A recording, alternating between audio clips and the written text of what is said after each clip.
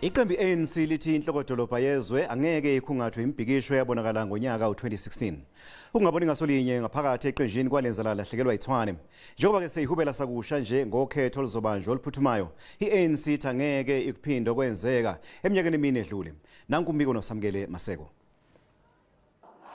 Lezi iwombe ezinesidubedube zamalungu eANC ayengafuni nokumbona uThokoddidiza owayeqokelwe kwesobmeya sekuyindaba eseyadlula.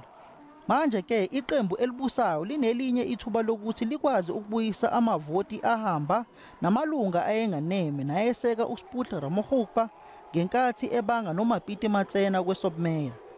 Siyinhlangano ehlala ifunda futhi inhlangano mamela abantu amaphutha ayayenzeka kodwa into ebalulekile ukuthi sifunde kulamaphutha esesawayenza kulesikhathi esidlule. Umhlaziyi wezombusazwe uSolwazi Somadoda Afikeni uthi iziwombe zango2016 angeke ziphinde zenzeke njengoba iANC sekuyilona iqembu eliphikisayo emkhandlwini. You don't see the same pressure, and also they have tasted being in the opposition, so their stakes are not as high as when they didn't even know how to process the notion of being out of power.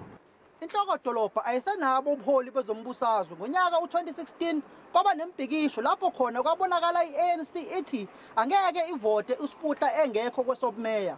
Uqhekeko elalukhona eqenjini kwabalahlekisa ngedolobha manje sekunelinye ithuba okhethweni oluphuthumayo ukuthi balithole leli dolobha. Engabe kuzophindeka lokho kwenzeka ngo2016 lezayidubedube sayibona noma kuzovoteka kahle amalunga eANC engabhikishi edolobheni. Busamukelo Maseko ezindabeni zeSABC ePitoli.